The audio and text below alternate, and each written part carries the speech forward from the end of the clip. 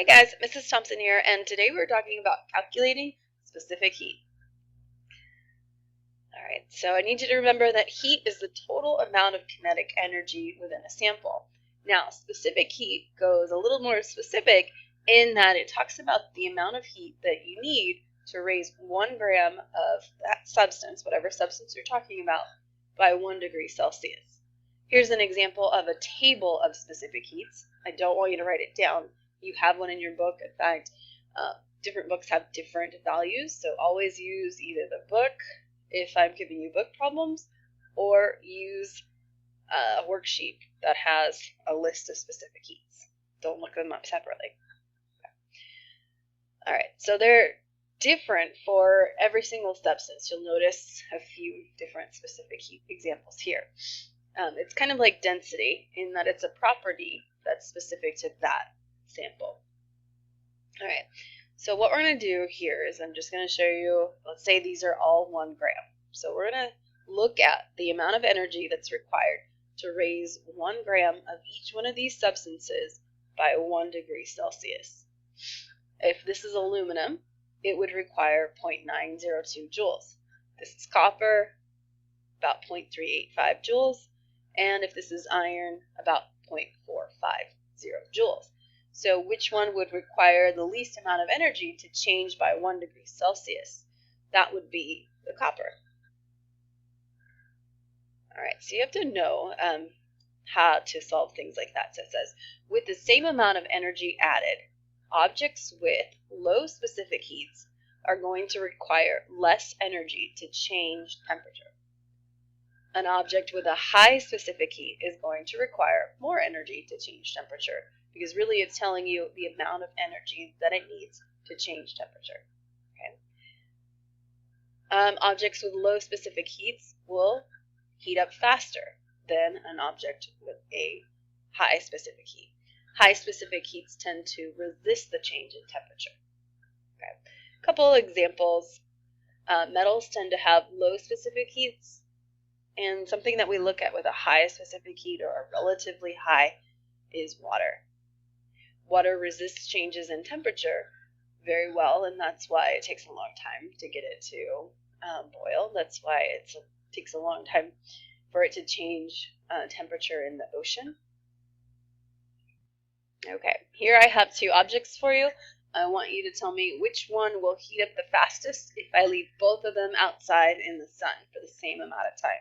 So I'm giving them the same amount of energy. Okay, hopefully you said the pot. The pot is made of iron. Iron has a specific heat of 0.45 joules per gram degree Celsius. Water has a specific heat of 4.18 joules per gram degree Celsius. So for all the energy that you put in, iron is going to change its temperature much quicker. So it's the iron pot. Okay, what about which substance will take longer to cool?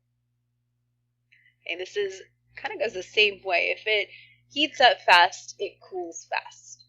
So if it takes a long time to cool, that's something that has a high specific heat. So the water's going to take longer to cool. It's going to hold on to that energy. All right, so for our specific heat calculations, we have this equation. Q is equal to mc delta T. You need to know what each letter stands for. Q is for heat, which we will measure in joules. M is for mass, so that's in grams.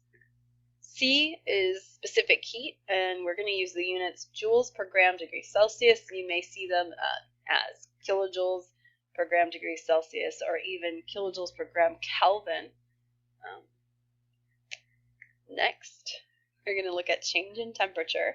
That little delta symbol, that triangle there, that means change. So change is always going to be final minus initial. So we'll take the final temperature minus the initial temperature and plug it into the equation. Okay, so let's try one of these. Here's our first example. It says, how much heat is given off when an 869 gram iron bar cools from 94 degrees Celsius to 5 degrees Celsius? All right, so we're going to split it up into given and work. We're going to go ahead and list the given in terms of Q, M, C, and delta T. Okay, so Q, how much heat? So that means Q is unknown. M, so M is mass, and that's in grams. We have 869 grams. QMC, so C is specific heat. We just know that this is iron. It doesn't tell me the specific heat of iron. So what we're going to have to do is we're going to have to look that up in a table. So here's my table. Iron is 0.45 joules per gram degree Celsius. So we're going to write that down here. Okay. And we're going to make a note. I got that from a table. I didn't get that from the problem. Just to remind yourself, hey, that's not a magical number. You had to look it up. All right, delta T. So we've got two temperatures here. We're always going to take final temperature minus initial temperature. So the ending temperature minus the start temperature. So that would be 5 degrees Celsius minus 94 degrees Celsius. Now I know before we had to change that into Kelvin. We don't have to do that for these. Okay, so we're looking at a change in temperature. All right, so when that changes in temperature, it goes down by 89 degrees Celsius. That's to the ones place in terms of significant figures. All right, so if Q equals MC delta T, I also need to rearrange this, just like I did with gas laws, to solve for Q. Oh, it's already there. All right, so then I just have to plug stuff in. 869 grams times 0.45 joules per gram degree Celsius times 89 degrees Celsius, or negative 89. The grams cancel, the degrees Celsius cancel, and I am left with negative 34,803 joules. But of course, I need to make sure I round that to the correct number of sig figs. So that would be negative 35,000 with two significant figures. Okay. One thing to note here is that notice that my answer is negative. That's because it is cooling. And anytime you're cooling, okay, you'll see a negative change in heat because it's releasing that heat. So what that's telling us, negative Q, means that this is an exothermic process here when this iron bar cools. So you might want to make a note, that's exo.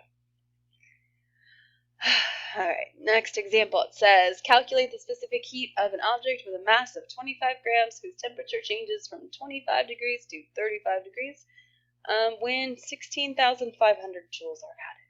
All right, so specific heat is unknown. It says, calculate the specific heat.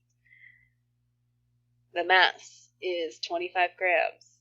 The temperature changes from 25 to 35. So 35 final minus initial is 10 degrees Celsius.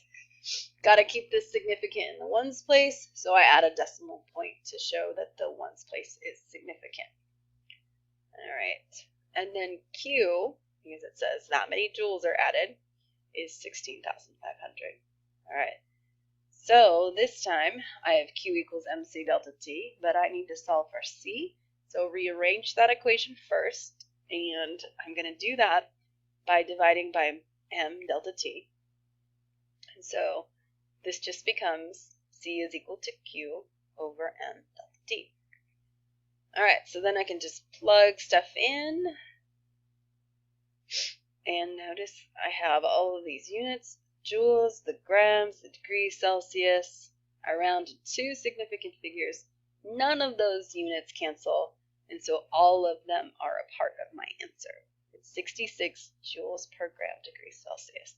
That is the specific heat of this object. All right, that's it. Hope you found that easy. We'll work on some of these next time we meet.